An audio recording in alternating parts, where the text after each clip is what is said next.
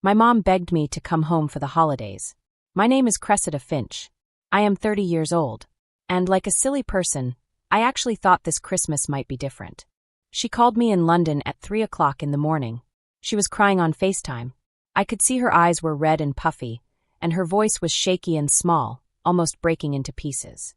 She said we never see each other anymore, and that the whole family really needed me to come home. But before I continue, hit the subscribe button and tell me where are you watching this from, and what time of day is it? I felt a little tug in my heart. I remembered how it used to be when I was a little girl. Mom would pick me up and hug me, and all the problems in the world seemed smaller. I almost felt that warm, safe feeling again. But this time it was different. This time, there was something in her voice that made me nervous, like I was being asked to do something I didn't want to do but couldn't say no to. I spent 10 hours on a small, crowded plane. My knees were squished, and I could barely stretch. I had 2 layovers, which means I had to change planes 2 times, and each time I had to run through huge airports with my suitcase and a backpack on my shoulder. My phone died somewhere over the Atlantic, so I couldn't even check the time, send messages, or call anyone. I was so tired I could hardly think straight. But I still showed up at my mom's house in San Diego, dragging a suitcase full of gifts for my brother's kids. I was exhausted. My hair was all messy from the airplane, I smelled like airplane coffee, and my back hurt a lot from sitting too long. I rang the doorbell, and my heart was beating really fast. I was hoping, just a tiny bit, that my mom would hug me like she used to when I was little. Maybe everything would feel normal again. But the door flew open, and there was no hello. No, how was your flight? No hug. My mom just looked at my suitcase and said, as if it were the most normal thing in the world, "You'll babysit your brother's kids. We're going on a family trip." I froze for a moment. I didn't understand. I had flown across the world, tired, sore, and jet-lagged, and this was how they greeted me? My brother stepped into the doorway, wearing sunglasses even though it wasn't sunny, and carrying a duffel bag over his shoulder. The kids were hanging on him, excited and noisy. He smirked at me and said, "Hey kids, don't wipe your snot on Aunt Cressida. She's jet-lagged." Everyone laughed. My parents, my brother, the kids, all of them. They laughed like I was a joke, like it was funny that I had flown all the way from London just to take care of their kids. I stood there sweaty, tired, and frustrated. I didn't yell. I didn't cry. But inside me something clicked. A switch flipped in my heart. I smiled, set my suitcase down, looked my mom in the eye, and said one sentence. That one sentence made everything stop. The laughing stopped. The color went out of their faces. My mom whispered, "No, no, no way." And just like that, their dream vacation wasn't happening. I was finally done being their free babysitter and their personal bank. But to really understand why my one sentence had that power, you have to know what they had been doing to me for years. My mom didn't just miss me when she called me in London. 2 weeks before that, 3 a.m. FaceTime, she had already texted me screenshots of expensive holiday prices, hinting that she and my dad could never afford the trip unless I helped a little. Just this once. And that phrase, just this once, was how every favor started. When my dad needed knee surgery, I wired him money. When my brother Kieran maxed out his credit cards trying to start his big e-commerce business, I helped him consolidate his debt. When the water heater broke, or the mortgage was overdue, I sent money. And my mom would post photos the next week from a new brunch place downtown, like everything was fine and fun. I live in a tiny flat in London. I cook most of my meals at home. I walk to work in the rain. Somehow, I was still paying for Uber Eats and streaming services for a house I didn't live in, on a continent I didn't live on anymore. Every month, it was something new. It seemed like they only wanted me around when a bill was due, or when they needed money. This time, before I booked my own ticket home, I paid attention. I saved every Zelle transfer, every PayPal receipt, every "thank you, honey, we'll pay you back when things calm down" text. I even noticed something else. An email from the bank with my name on a mortgage I did not remember signing up for. A few years ago, they had made me a co-borrower on their house just to get a better rate, and I had been covering the shortfalls ever since. So while my mom was crying on FaceTime about how much the kids missed me, I was sitting on my bed in London, staring at my banking app. I realized the only time my family treated me like I was part of the group was when a bill was due. I almost said no. I almost told her to figure it out herself. But then a different thought hit me. If they were willing to drag me halfway across the world to use me as a free babysitter and walking bank, I was finally willing to show them what it looks like when I stop playing along. I booked my flight. But I also booked a call with a financial advisor, downloaded 3 years of bank statements, and had a simple legal document drawn up on a template site. I wanted everything in order. I wanted proof. I wanted them to see that I wasn't asking for money for fun. I wanted them to see the truth. So, standing in that doorway in San Diego, while Kieran laughed, and my mom announced my babysitting schedule like it was a done deal, I wasn't just the tired, jet-lagged daughter they were used to. I rolled my suitcase inside, let the kids jump around my legs, and followed them into the kitchen. On the counter, their printed itinerary was laid out like a glossy promise. Resort photos, flight times, family package in bold letters. My mom tapped the brochure and said, "See, this is why we needed you here, honey. The kids will stay with you. We'll finally have a real vacation. You always say we should take care of ourselves." I looked at the resort name, recognized the card number on the confirmation email open on her phone, and felt that same switch in my chest flip again. They thought I had come home to be their built-in nanny and bank. I had actually flown 10 hours to do something I should have done years ago. I smiled, asked my mom to get everyone into the dining room so we could go over a few things before they left, opened my laptop on the table, and pulled up the stack of digital receipts that would turn their family trip into the last time any of them saw me as a free resource. My dad sat at the head of the table like it was a serious family meeting. My mom hovered by the counter, clutching that printed itinerary. Kieran scrolled on his phone, half listening. Lyra and Caius, my brother's kids, were spinning in circles on the tile floor. I slid my laptop closer, turned the screen so they could all see, and said as calmly as I could, "Before you go anywhere, we need to talk about money." Kieran groaned. "Cressida, seriously, right now?" My dad muttered something about timing under his breath. My mom gave me that wounded look and said, "Honey, we've been under so much stress. Can we please not start a fight before we even leave?" I didn't raise my voice. I just clicked to the first folder on my screen labeled Finch Household and opened a spreadsheet. Every line was dated, color-coded, and brutally clear. "Last March," I began, "you called me because the mortgage was 2 months behind. I wired $1,200. In June, Kieran's business expenses maxed out his card. I sent $2,500. When the water heater broke, $900. When Dad's truck needed new tires, $600. Electric bill was past due, $300 here, $400 there. Every month for 3 years there's something. This is not even counting Disney Plus, Hulu, Netflix, Spotify Family Plan, Walmart Plus, the cell phone plan, or random emergency Venmo requests that somehow always lined up with Black Friday or Labor Day sales." Kieran straightened in his chair, color draining from his face as he recognized his own promises. "I swear I'll pay you back next month." Memos in the notes column. My mom's hand flew to her mouth when she saw her text screenshotted next to deposits for gas money to visit Grandma, followed by photos of her at a new nail salon. My dad's jaw tightened when he saw the PayPal transfer labeled knee surgery copay, and then the receipt for a brand new flat screen that showed up the same week. "This isn't fair," my mom whispered. "You're making us look like bad people." "I'm not making you look like anything. I'm just showing what actually happened," I said. Then I scrolled to the bottom to the row in bold. The total number stared back at them, big and undeniable. "Over the last 36 months," I said quietly, "I have sent this house just over $60,000. The room went dead silent. Kieran blinked hard.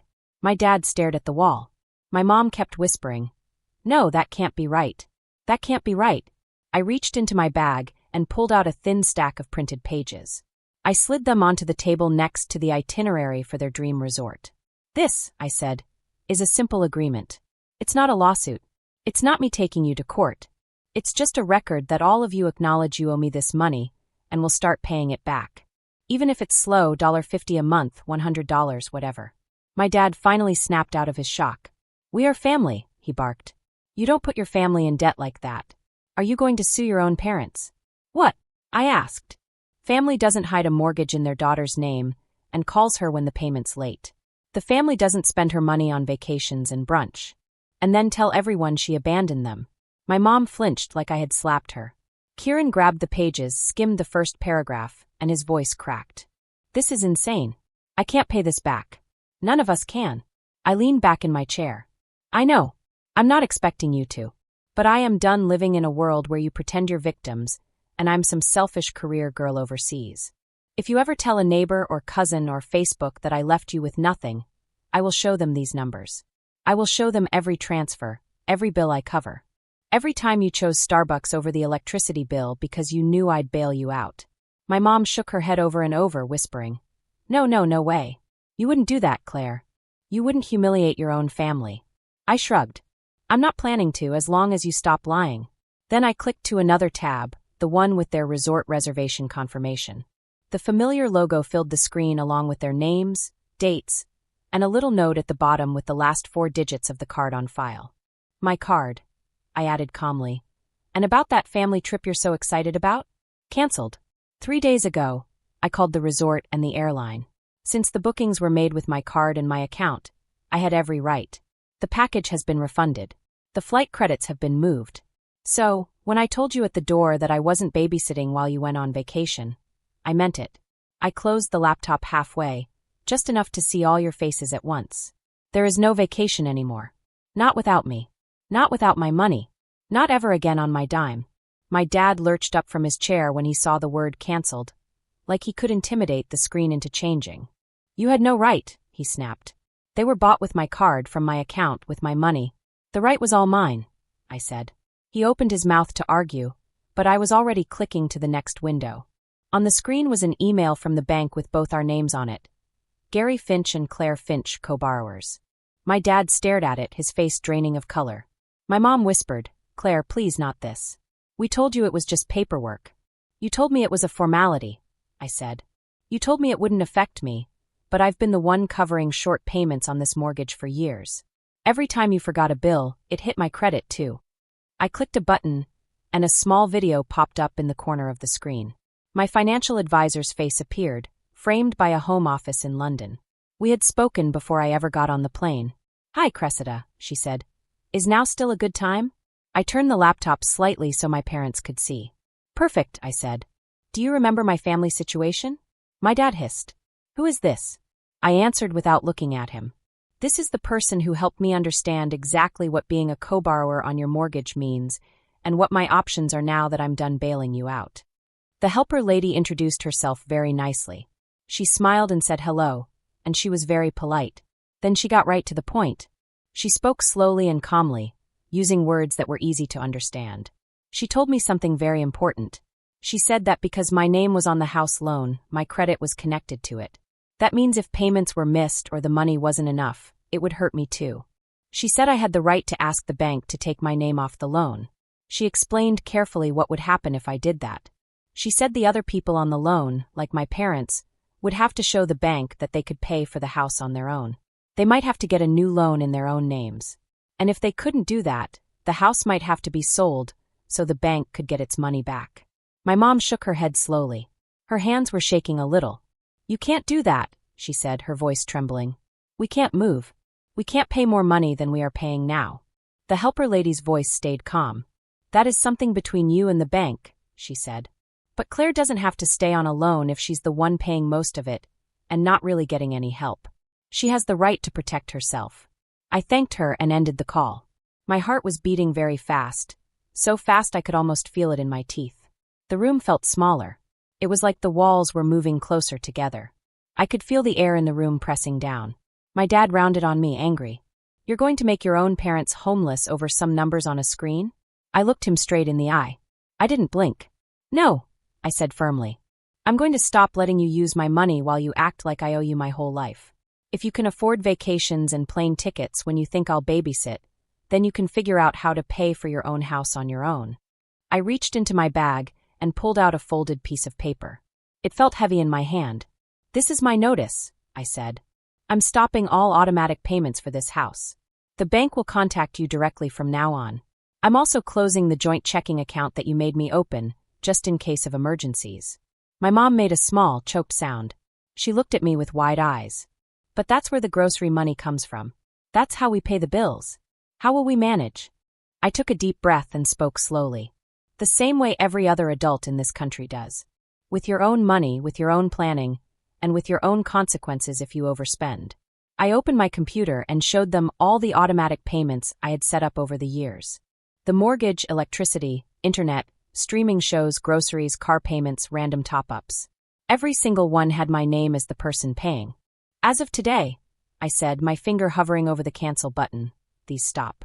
You'll get your own bills. If they're late, that's your problem, not mine. Kieran, who was sitting at the table, spoke up.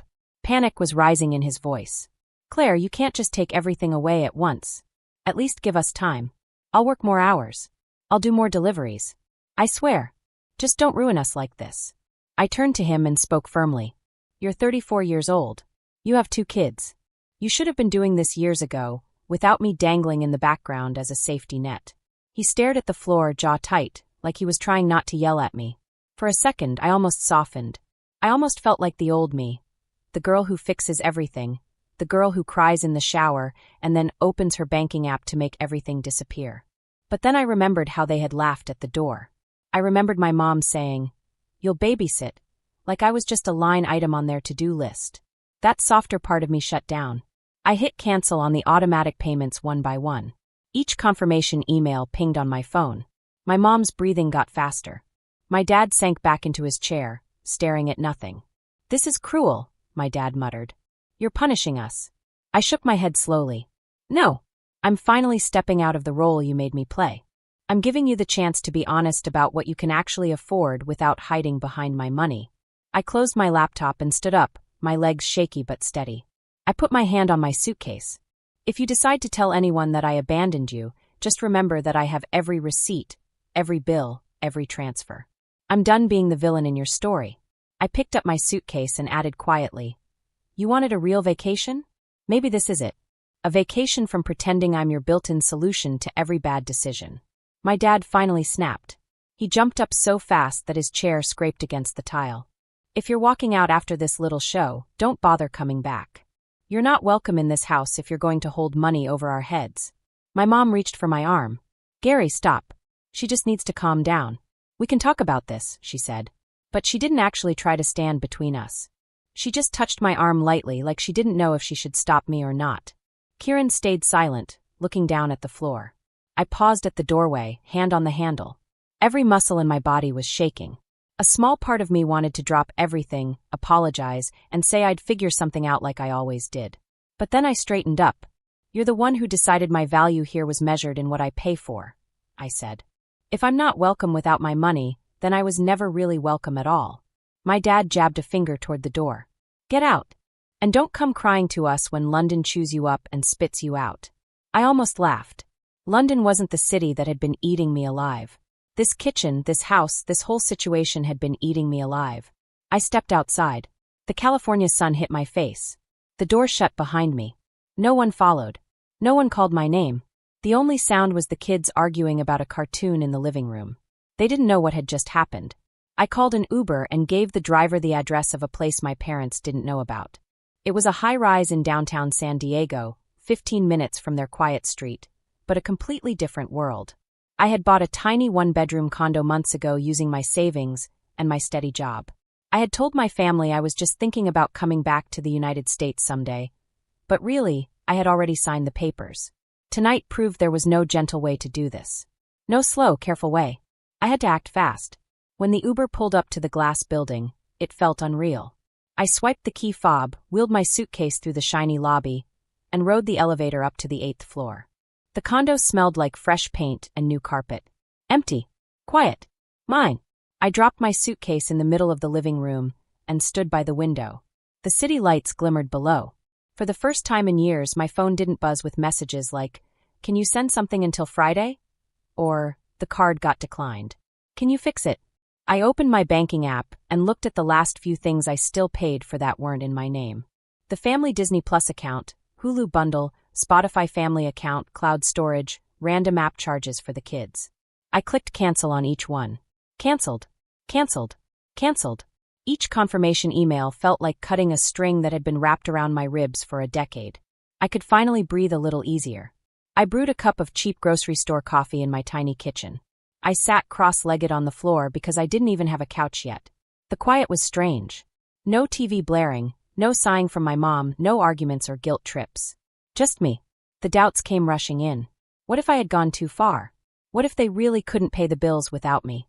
What if I had become the selfish, ungrateful daughter my dad had always warned me about? Then I remembered how my mom had opened the door like I was a maid showing up for a shift. I remembered Kieran joking about the kids wiping their snot on me while they all laughed. assuming I would just slide into place and make everything work. That memory snapped me back. I wasn't going to be the fixer this time. A thin, quiet layer of peace settled in my chest. For the first time in years, I felt like I wasn't being pulled in 100 directions. They were going to feel the impact of my absence, yes. The bills would come. Late fees would pile up. But tonight, in this tiny, echoing condo, there was no one to save but me. I opened my laptop and watched as new emails started coming in. The bank, utility companies, streaming services, all confirming what I already knew. My family was on their own now. The first sign that my decisions were actually hitting them didn't come from a phone call or text. It came from Facebook. About a week later, my friend Isolde sent me a screenshot. She said, have you seen this? It was my dad's profile. His name was at the top, and below it was a long, dramatic post about how some kids forget who raised them once they get a good job overseas. How he and my mom were left with nothing right before Christmas. He didn't use my name, but he didn't have to. Everyone reading it would know. Pray for us, he wrote. Below the post were comments from people who had known me since I was little. So sorry, Gary. That is awful. Kids these days don't understand family. You gave her everything, and this is how she repays you. One woman suggested a GoFundMe. My stomach twisted. He was doing exactly what I had warned him not to do, turning himself into the helpless victim and me into the cold-hearted villain. He was rewriting the whole story for people who had no idea how many times I had paid their bills in silence. For a minute, I paced my tiny living room, phone in my hand, fingers hovering over the call button. I almost drove back to that house. I almost begged him to take it down. I almost offered to reinstate one of the payments just to make the humiliation stop. The old version of me, the one trained to fix everything, was clawing at the inside of my chest. Then I pictured the spreadsheet on my laptop. I pictured the email tying my name to their mortgage, the stacks of transfers, the way my mom had looked past my face and straight at my suitcase when she opened the door. That image snapped me back. Instead of calling my dad, I opened the email thread with my financial advisor. I told her about the post and how my family had been using my money for years while claiming they were barely getting by. I asked one simple question. Was there anything else I needed to do to protect myself now that I had cut them off? She responded with a calm, detailed reply. She told me to document everything, save copies of every transfer and bill, and make sure the bank and any relevant agencies had the full picture of who had actually been paying what. She mentioned that in situations like mine, where one person is secretly supporting a household that is also receiving benefits or claiming hardship, it is appropriate to ask for reviews just to make sure everything is above board. I didn't need a step-by-step manual. I just needed to know that I was not crazy for thinking something was off. I needed to know I was not crazy for thinking something was wrong. Over the next few weeks, my dad kept posting complaints online about kids today being ungrateful. He wrote things that didn't make sense, things that made me feel like maybe he was blaming me for everything, even though I had done nothing wrong. Meanwhile, envelopes started arriving at our house on our quiet street. I didn't see them myself, but my mom's worried texts told me everything I needed to know. Did you talk to the bank? She wrote one morning. We got a letter about the loan. They want updated information. Another day, early on Monday, she sent more messages. There is something from the IRS. I am freaking out. I thought you said everything was fine. Why are they asking questions? I never said everything was fine. I had said I was done pretending and hiding the truth. I had decided I wasn't going to cover for anyone anymore, even if it made things messy. The bank needed updated papers for the mortgage. The utility companies wanted full payments instead of the small amounts I had been slipping in at the last minute, like a secret helper cleaning up a mess nobody else noticed. The cozy bubble they had been living in was disappearing, and there was nothing left to hide behind except the truth about what they could really afford. Kieran, my brother, finally texted me to meet at a coffee shop near my building. When he walked in, he looked smaller without his usual sarcasm to make him look bigger. He had dark circles under his eyes, some stubble because he hadn't shaved, and a delivery bag over his shoulder. He sat down across from me and got straight to the point. Dad needs to stop posting online, he said, rubbing his face. Those posts are making everything worse. He is embarrassing himself, Mom, and even me. And I know you're mad, but some of this, the letters, the calls, you did something, right? I took a slow sip of coffee, letting him wait a moment before I answered. What I did was stop pretending we were all being honest, I said. I talked to professionals and made sure my name wouldn't be tied to things I didn't control. If some systems are noticing now where the money actually comes from, that's not my fault. He stared at the table, and I could see the weight of everything hitting him. He finally admitted he had started working more shifts, sold some of his old tech stuff, moved his kids into a smaller room so he could have a roommate, and cut his rent. It's hard, he said quietly. But for the first time, I'm actually seeing what things really cost: groceries, gas, daycare. I didn't get it before. I just thought if it got really bad, someone would text you. Meanwhile, my mom was selling her designer bags and home decorations on online marketplaces. She added captions like "barely used," even though I knew she had carried them to brunch many times. I could imagine her carefully taking pictures of the things, writing the words, hitting the post button, and hoping someone would buy them. The new TV my dad bought after his surgery disappeared, replaced by an old one from the garage. Their truck was taken away one gray morning after too many missed payments. The same kind of thing they used to gossip about happening to neighbors. Now it was their house, their driveway, their problem. Through all of this, my dad kept my phone number unblocked. But he never called to apologize or tell the truth. He just kept posting little complaints online, hoping someone would tell me so I would feel guilty and come back. He told anyone who would listen that I had abandoned him for money, even though most of the money had been going the other way for years. I didn't respond online. I didn't argue in comments or post screenshots, even though part of me really wanted to. I didn't have to. I had my own records, my advisor, and my own credit starting to separate from theirs. Most importantly, I had distance. Every time I heard someone talk about the cold daughter in London, I just thought that if they knew the truth about the money, they would be asking how I stayed as long as I did, not why I left. By Christmas, both houses were very different. I noticed little things. A tagged photo of my mom at a discount store instead of a fancy boutique, a blurry picture of Kieran's kids in a small apartment instead of my parents' backyard, comments from friends asking if everything was okay. I didn't reach out. I focused on my job in San Diego, building my portfolio, decorating my condo one paycheck at a time. I bought a second-hand couch, a fake Christmas tree, and cheap fairy lights that made my place feel warm. Every corner of my small apartment reminded me that I was doing things my way, paying for what I could, and being careful. But it also felt like a safe place for me, the first safe place I'd had in a long time. Then, one rainy Tuesday in December, someone knocked on my door. When I looked, my stomach dropped. It was my mom. She looked smaller somehow, no makeup, no fancy hair, just tired and holding a reusable grocery bag like a shield. I let her in, and my heart was beating fast. She slowly looked around my small living room. "I didn't know it looked like this," she said softly. "I always imagined you in something bigger." I shrugged. "This is what I can afford without paying for 2 households." She winced as if it hurt her physically. Then she opened the bag and pulled out an envelope. Inside was a check. Not a big amount, but it was something. "It's from selling things," she said quickly, eyes shiny.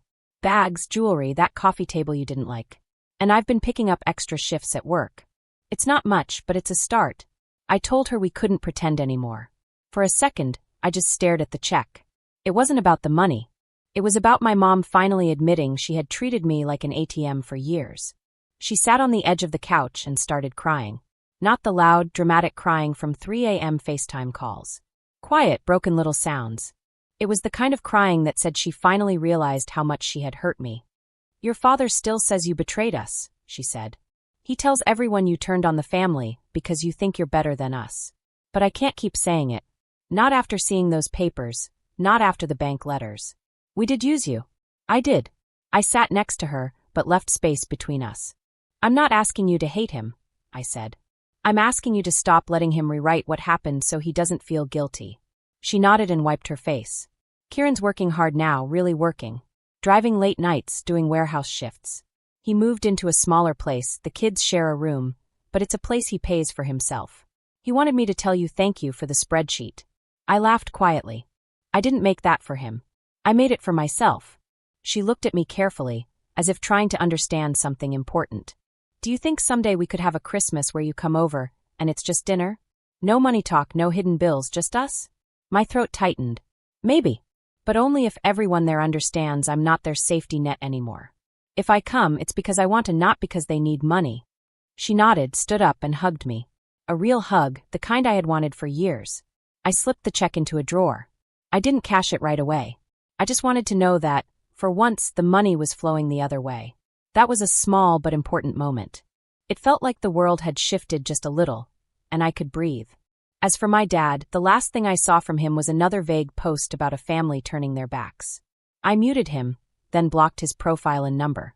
It felt less like slamming a door and more like closing a wound that wouldn't heal. Finally, I could feel a little peace. That Christmas Eve, I sat alone on my couch, tree lights blinking, a cheap mug of hot chocolate in my hands. And for the first time, I didn't feel like I had to be anywhere else. No flights, no babysitting schedules, no emergency transfers. Just quiet. Just mine. I could sit and enjoy my little tree, the lights, the small decorations, and the feeling that I had finally made a safe place for myself. Here's what I learned. Family doesn't stop being family when you say no. The people who really love you will adjust to your boundaries. The ones who only cared about what you could give will call you selfish when you stop giving. It hurts. It can feel lonely. But sometimes, keeping your distance is the only way to stop drowning in someone else's mistakes. I also learned that it's okay to take care of yourself first. That's not selfish. That's smart. And it's the only way to be there for others in the right way.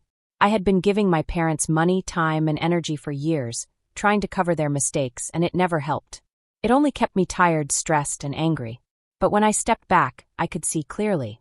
I could see that my brother was trying, my mom was trying, and slowly, things were changing.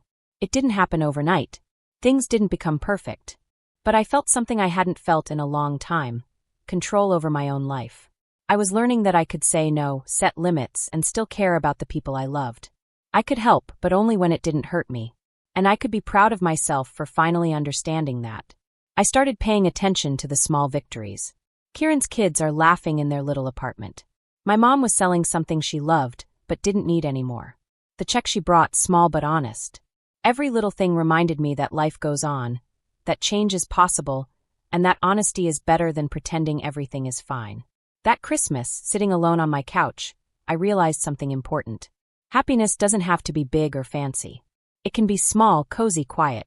It can be sitting with a cheap mug of hot chocolate, lights blinking softly, knowing that for once I am safe, I am free, and I am finally taking care of myself. Sometimes the hardest thing to do is say no to people you love.